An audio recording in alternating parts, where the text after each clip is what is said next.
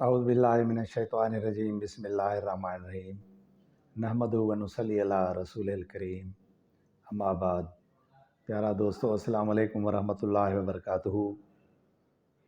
फ़कीर फैज़ मोहम्मद सिकंदरी पिताफ़ी फैज़ चैनल संगत अवां जी ख़िदमत में हाज़िर है। प्यारा दोस्तों, मसनवी शरीफ़ जी हिकिड़ी हिकायत आहे त हिकिड़ो गिदड़ जेको आहे सो रंग जे कूनर में किरी पियो, त उन जी जेका आहे असली जेका आहे पहिरीं शिकिल हुई उहा बदिलजी वई ऐं रंग बरंगी थी पियो। सो इन जिस्मानी रंग जे फेर फार जे करे पंहिंजी क़ौम में यानी गिदड़नि में वञी जॾहिं पहुतो, पोइ उते जेको आहे सो उन्हनि खे जेको आहे सो वॾी अंदाज़ सां चवणु लॻो त बाबा ॾिसो, आउं जेको आहियां अफ़ज़ल आहियां ऐं मुंहिंजो रंग ॾिसो, सो आउं गिदड़ न आहियां, मूंखे गिदड़ न सम्झो बल्कि मूंखे मोर सम्झो, मोर। साईं रंग लॻो त ज़ाहिरी रंग लॻी वियो त इन चिट कबिरो थी पियो। सो सभिनी हमजिन्सनि यानी गिदड़नि हिन खे चयो त बाबा, हर दावा वास्ते दलील हूंदो आहे। सो जेकॾहिं तूं पंहिंजी दावा में सचो आहीं, तूं मोर आहीं, त तूं मोर वारी चाल हली ॾेखार ऐं राहत भरियो सुहिणो जेको आहे सो आवाज़ु कढी ॾेखार, त पोइ असां बिलाशक तोखे मोर था सम्झूं, तूं मोर हूंदे। मगर मकार गिदड़ जेको हो सो ईअं न करे सघियो।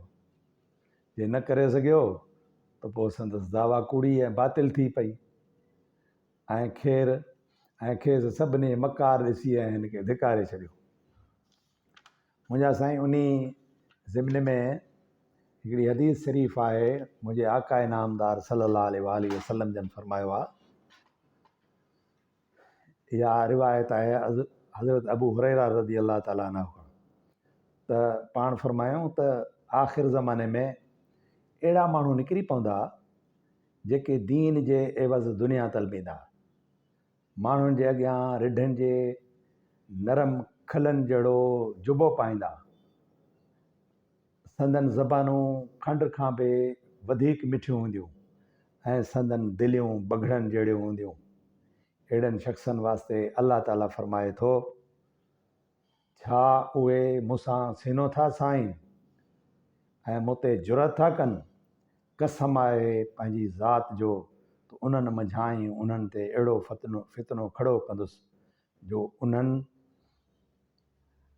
में हिलिम तबाह वारा हलीम ऐं तबाह वारा हैरान थी वेंदा।